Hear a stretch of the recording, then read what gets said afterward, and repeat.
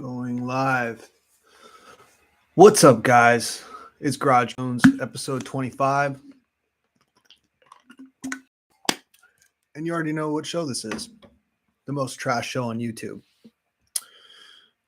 Today, I want to talk a little bit about the overall UFC picture and mostly Alex Pereira versus Israel Adesanya. I'm not here to break down the match or think what I think's gonna happen. I think it's a coin flip, and I think right now the betting odds are -175 for Izzy and plus 150 for Alex. But I think closer to the contest, it's going to be a lot closer to even money. Here's the deal, man. The UFC, I don't know if it's just me, but I've had this discussion recently. It's gotten stale, man. It's gotten stale. I mean, the UFC, when they sold, right? When it was the Fertitta brothers that owned it and they moved on from Spike and went to ESPN, they sold the company for $2 billion. Now, at that time, you had recent departure from Ronda Rousey, so it was optimistic as far as women taking off as stars. There hasn't been another breakout star like Ronda since her. Not one single woman in the UFC is compelling. And then on the other side, the only other two stars that were like super mega stars, in my opinion, were Conor McGregor, and Brock Lesnar. And you haven't seen somebody really climb to that level of pandemonium. I'm not talking about guys that have fans because of their style of fight, because there's plenty of exciting fighters in the UFC right now. I would say take the top 5 guys at lightweight and you have the most entertaining dudes in all of the UFC as far as the product of getting in the cage and going to work. But here's the thing. People have shown that they fall in love with the person first and then the fighter. You have to be an amazing fighter for people to care. Okay, that's like that's jamming your foot in the door, right? But people want to see a character out there. They want to see a guy get on the mic and talk shit. They want to see a guy dismantle his future opponents in the press conference. They want to see guys get personal. They want to feel like this guy hates whoever he's fighting. And it's fine if it's an act. Everyone sees right through certain guys' acts, right? Chael Sonnen, for example, he's good friends with Anderson Silva now. People think that Chael hated Anderson. I think Chael just wanted the most money he could possibly make and understood, listen, I'm a wrestler, okay? Historically, it's not looking good for me as far as I'm going to just gain fans through my performances. So what do? Talk crazy shit and back it up. And he did for the most part. Brock Lesnar, same thing, he actually got some knockouts, but that's just because he came in the UFC at the time where he was 40 pounds to 50 pounds larger than anyone he was fighting in the cage. For the most part, and stupid strong. Like he would walk around at 300, cut himself to death, make 265, and then rehydrate back up like 30 pounds. It was crazy. But he made people hate him. He said, I don't drink Bud Light. I drink Miller, and I'm going to go home and, fuck my wife. And he would say stuff like, Frank Mir had a horseshoe up his ass and I was going to pull it out. I don't know what the hell that even means, but there was something about him that made you either love him or hate him. But like, he never stopped playing the heel that the WWE created. Chael never stopped playing the heel. Chael's got several interviews talking about his time on Tough with Vanderlei Silva. And he was like, dude, Vanderlei, let me be a dick. I'm okay being hated. I'm the guy that hates Brazil. I'm mid-career and in my prime right now. I can't go on the mic and say I didn't mean any of the things I said.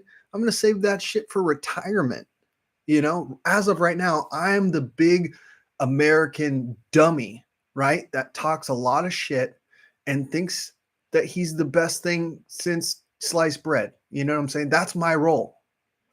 And it works so well. He to this day cannot go to Brazil. Like he will for sure get killed if he can't vacation Brazil. Like I think to the day he dies, I think Chael Sonnen looks at the globe, and any vacation he ever takes, he just X's out all of South America. I mean, for the most part, I think that's really what his situation is to this day, because he was so captivating. He made you hate his guts, especially if you're Brazilian or have Brazilian fighters you root for.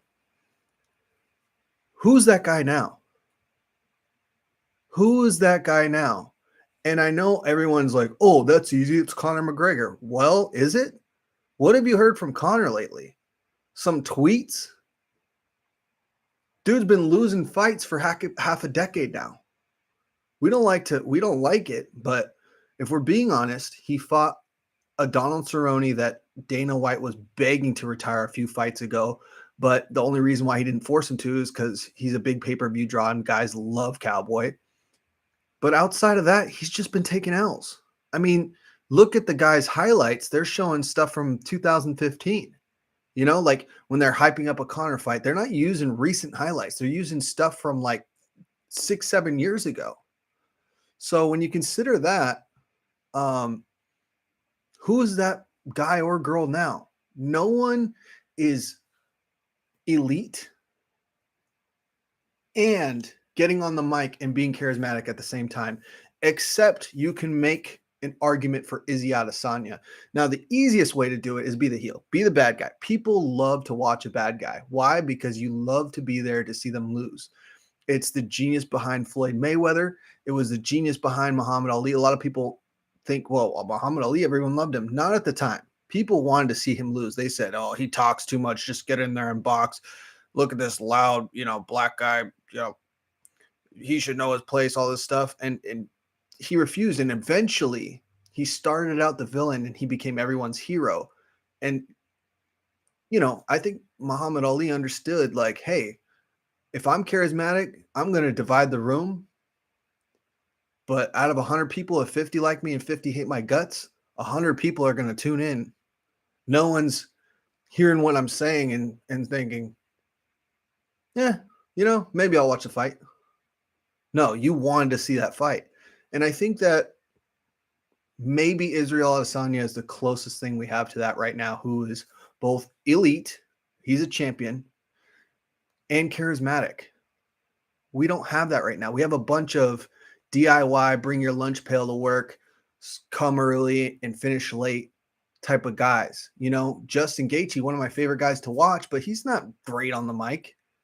Michael Chandler turns it on in the octagon and says, Khabib, if you ever want to grace your presence, man, don't say grace my presence. You're bigging the guy up. You should say, hey, you bitch, you fucking retired after you beat, Justin Gaethje or whatever in your last fight. And you didn't even give the other guys in the UFC a chance to show up. You got Charles Oliveira with your belt. We never saw that fight. You never got to fight me. I'm a former Bellator champ. I'm really the shit out here. You still train every day. Come fight me, bitch. I don't know if that would have worked, and I don't know if that's the greatest microphone speech, but it would have got some more headlines. It always seems like he's like, Dustin Poirier, we have some unfinished business. And there's no follow-up, too. There's no storyline. That's why the one guy they're really pumping everything into right now, if you think about it, is Khamzat or Kazmat or Hamzat. I don't know how to say his name, dude. I'm sorry. Forgive me. If you have a beard and you're from a country that ends with the word Istan and you have one of those chin strap beards, Abe Lincoln style, it took me forever to figure out Nurmagomedov. Okay. And then after that, I said, you know what? I'm one and done, bro. I'm not going to I'm not going to scramble my brain like eggs. Okay. I didn't win no spelling bees in school. All right. So just keep it a buck, man. I'm not the sharpest knife in the drawer. Okay. But so forgive me if I'm not saying his name right, but I'm just going to say Chimaev because it's easier for me. They're pumping everything into him because he gets on the mic and he's captivating. He said, "I'll kill everybody. Fuck the scales. I come here to fight." I hated that attitude and I still hate it. I think if you're a professional, you make fucking weight. You do what you came to do and you perform. Okay. If you don't make weight, no excuses to me. But hey, listen, he had two choices. He could say, "I'm really, it's not my fault. The doctor, there's a million could have done." Or, hey, it already happened. I'm still getting paid. Why don't I just lean into this? It's kind of genius. Think about it. Like, yo, I can't get on a scale now and point and show that it's 170 so all y'all can shut up. It already happened. I already missed weight by a lot. So, yeah, lean into it. You never say I'm sorry in MMA. Really, truly. Never. Conor McGregor has said some awful, terrible things, and he's never apologized once. He's never said, "You know what? I'm sorry. I was talking about Habib's dad and whatever." His dad passed away, and Conor, the closest thing we got apology was like, "Hey, my my condolences. I don't wish that on anyone. I don't want you to lose your dad." But we never got a, "Hey, I didn't mean what I said about your dad being a coward." Shaking hands with whatever politician he was silly, like not supposed to be fraternizing with. I don't know. But hear me out. Nobody is really on a tear right now and captivating people. Paulo Acosta, I saw he's interesting, but I saw a thing that said all of Paulo Acosta's last victories are of people that are no longer in the UFC, and I had to fact check it, and it's absolutely true. Yoel's gone, Uriah Hall's gone, so it's kind of like, okay, what do we do with that information? He's still always going to be top 5 because he never gets it is Israel Adesanya is the only guy that absolutely destroyed him. But everybody else he goes to war with him, and it's always fight. He's always going to It's so weird how strong he is, and yet it seems like he's not knocking guys out left and right, which you would think he would, but I think his biggest attribute is his size and the fact that he can take a shot and he doesn't get knocked out. But he's not captivating enough. I mean, he speaks pretty good English and it gets better all the time. And we like to pretend that that doesn't matter in the UFC, but let's be honest. Like, there's been exactly one star in the UFC who didn't speak much English, who got a lot of money and made it work for him. And that's Anderson Silva. Everybody else, peanuts. If you don't speak English, and this isn't my rule, this is just, and I'm not here to say, "Oh, this is America, learn English." I don't give a shit. But it's just a fact that this is a American product. Most of the fights are in the U.S. They're going global, but people worldwide, if they have a second language, it tends to be English. So even if you don't want to, even if you learn a second language and you live anywhere else, it's typically English because that's like the international business language now. And we need Israel Adesanya to be a champion. I love Alex Pereira, and from what little I've seen of him, and I went back and I finally watched one of the two kickboxing matches. I think I watched the first one and felt like, maybe he won, but I felt like Izzy won. It was a close one. Whatever. He doesn't say much. So if he beats Izzy, the one guy that's quotable, that has character, that brought a new fan base, we don't talk about that. Who in the UFC was a anime nerd before him? He's wearing Naturo shirts. He's, doing Pokemon moves in the octagon. I don't know. Listen, I'm not an anime guy. I watched Dragon Ball Z and Pokemon when I was a little kid, and that's about the scope of what I know about anime. I don't know anything else. I know the girls in back in the day like Sailor Moon. I don't know what's going on, bro. Yu-Gi-Oh was a thing, and I was like, miss me with that shit, you know. Um, I turned 13 and started getting interested in other things, you know what I'm saying? But whatever, there is a big adult and kid fan base for anime. I mean, you go to these Comic-Con conventions, the anime conventions, these things are selling out hundreds of thousands of people. And now you have all these weirdo e-girls online that dress up as anime characters and they, you know, whatever. I don't want to go down it. But anyways, Izzy brought a new crowd and a new set of eyeballs on the UFC, is something that hasn't been done since Conor McGregor bringing in a global eyeballs on the UFC because he was so captivating. Before that, you had Brock Lesnar, right, who brought in the WWE fan base. And then before that, and these all kind of overlap a little bit, Ronda Rousey brought female eyeballs on the sport. There hasn't been a new crop of people that have gotten into martial arts since Izzy because he has a captivating story. He was the only black guy at his school. He got picked on. He was in New Zealand. The kids said racist stuff to him. He felt like a loner. He liked to draw a lot. He got deep into anime, and martial arts saved his life. And he talks about being bullied. He talks about hating it. You know, that's really relatable. Nobody likes a story where, yeah, I was a tough guy all my life, beat everyone's ass, started doing the UFC, and now I'm just whooping ass here. I mean, that's cool, but like, we already had Chuck Liddell. It's been done already. You know what I'm saying? Like, we get it. You're a tough guy. Duh. You're in the UFC. Bring some layers to it. If Izzy loses, think about the landscape of champions right now. Think about it.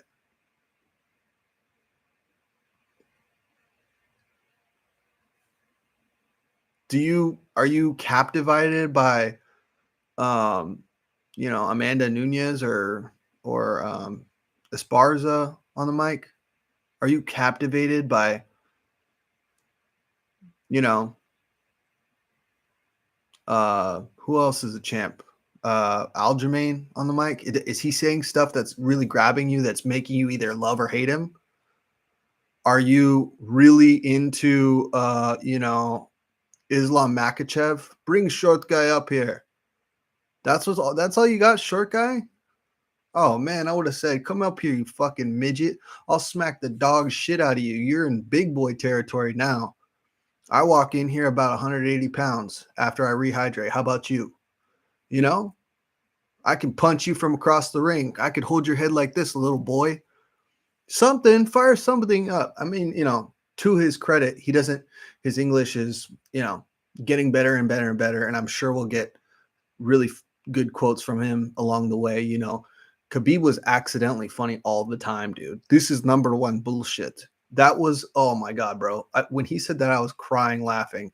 But also, Khabib's trajectory has everything to do with the fact that Conor was the other guy sitting across the podium talking mad shit. We don't have these great characters in the sport right now. Izzy might be the only one because he'll actually sell a fight. He'll say, I want to fight this guy. And then he'll say, he'll intellectually break it down because he's, I think, one of the most brilliant minds in the sport, and say, this is what I'm going to do. This is where I'm better than him. I don't feel like he's going to touch me, blah, blah, blah. And this is the game plan I'm going to implement. And he does it every single time. That's interesting. It's interesting that he talks about anime for no reason.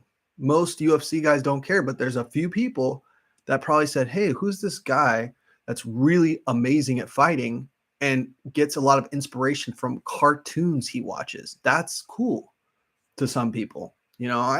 Whatever to me, but at least he's doing something to push the sport forward. If he loses, you'll have Alex Pereira as a 185-pound champion.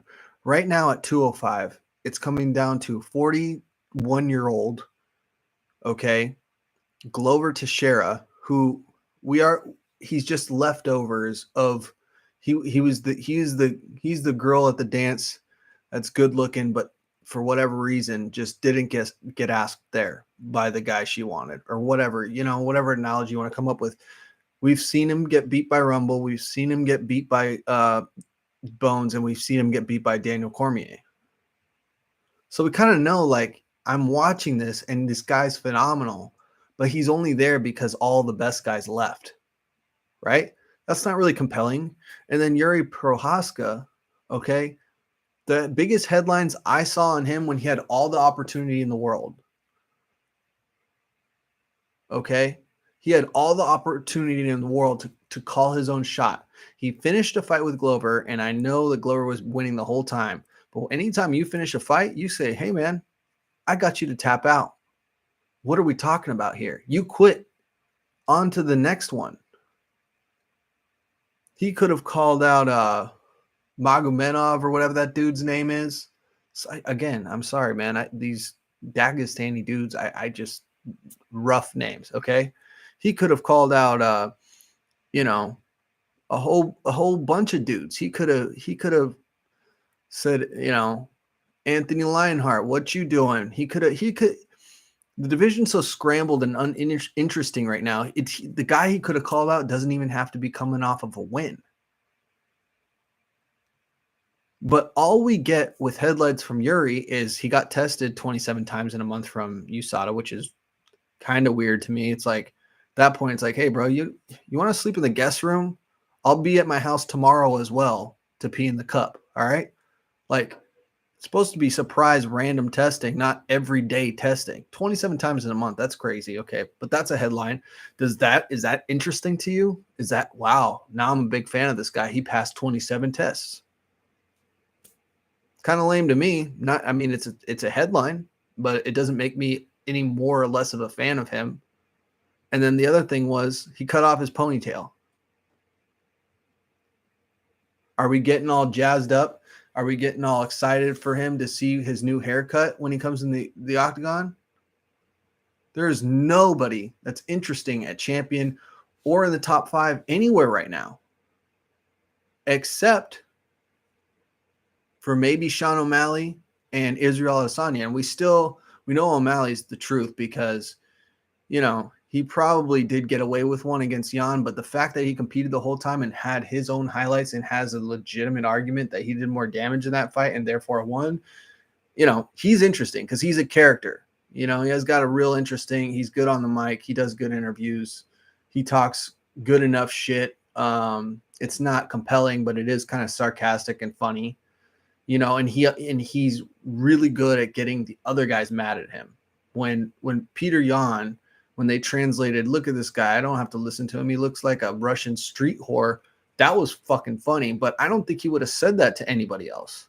You got to get this guy mad in order for him to talk. I don't think Peter ever made an effort at a press conference prior to that to sell fights.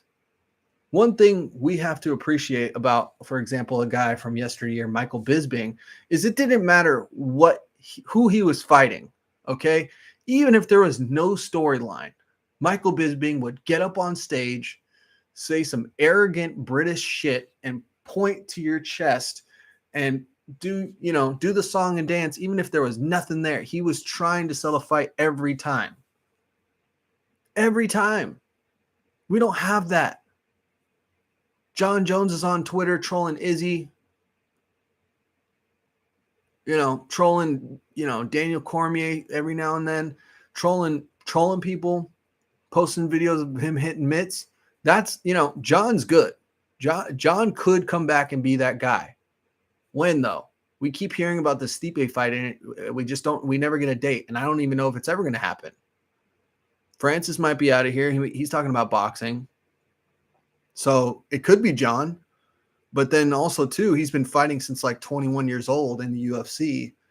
So how many more miles are on John? He's a freak athlete. I mean, you look at that guy's brothers, they're both super effective linemen in the NFL, which goes to show like genetic jackpot, right? But like, I don't know how much more tread is on that tire, man. He's been out of the game for 2-3 years. He was out of the game another 2-3 years before that when he had one fight in between.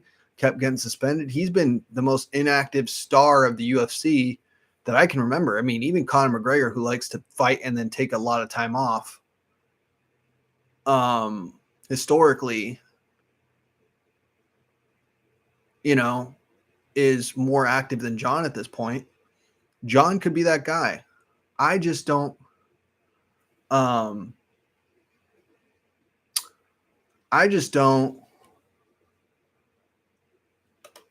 if currently there's another guy or gal out there that's going to be compelling. Joanna Jędrzejczyk would talk mad shit to girls' faces every time. She was charismatic, and we loved watching her fight. She just, the poor girl, endless gas tank, throwing, 100 punch combinations, just couldn't knock anybody out. To her credit, she was a dominant champion for a long time, but she just never knocked anybody out. And when you can't knock anybody out and you don't go for submissions, there's only so many decisions people are going to watch before they're like, I like her. She's great on the mic, but we never get a highlight finish from her, And then she retired, Wei Lee, I mean, is anybody excited to, nobody's selling fights. Only part of being a fighter in the UFC is fighting. And that's something you do 3 times a year, 2 times a year. The rest of the time, you're either setting up the dominoes so when you push them, they fall over in your favor, talking shit, saying, I sent the contract, lying about people, calling people out, saying people suck, whatever you got to do to get people to fight you. Because Chael Sonnen says this all the time, there's the most fake tough guys in this sport than anywhere else on the planet. Ducking out of fights, and then they'll get on and say, hey man, I want to fight, but they turned down 3 different fights. So there needs to be another star. The UFC is going to be fine, right? They're going to be fine because the talent is there. And anytime you have the talent, it's enough. But at what point do we say, hey man, bring the characters back? Colby Covington is a guy that sells fights, but he's been really quiet. I don't know what the hell's going on with him. He's not going to fight Hamza. He's not going to fight, whoever is next up, Bilal Muhammad. He's not going to fight anybody to try to set himself up to force himself to get another shot at the chip.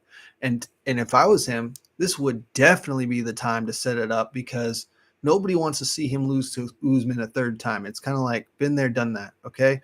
But if Leon is able to win, which you've already seen he can do, that's a fight that's interesting to me. We haven't seen that yet. MMA math is not even a thing. One guy can beat one guy, and maybe he can't beat the other guy. So just because Leon knocked out Usman and won that fight, he proved he could beat Usman. Beat Colby. Colby fought on it with a broken jaw. That dude is not quit. And maybe even better than anybody else in the division still. But we need guys step up, get on the mic, sell fights, piss people off, ruffle some feathers, man, because right now everyone's playing the nice guy game. Max Holloway, bless his heart, tried to do it, but all he could come up with was tune in Saturday night. See, I mean, he tried. It was a valiant effort, but you got to be more clever than that. Colby says personal shit, sells fights, inactive. All of our champions doesn't really say. I mean, Izzy is the only guy that kind of makes things interesting, sells fights. Everybody else is like, hey, where's my title shot? Really? That's how you're gonna call out opponents? I don't know, man. If Alex wins, we lost another champion that was interesting. And now there will be no interesting champions. That's my hot take. What do you think? Goons episode 25. It's the most trash show on YouTube. Holla at your boy, and I think it's going to do it, man. I think we're out of here.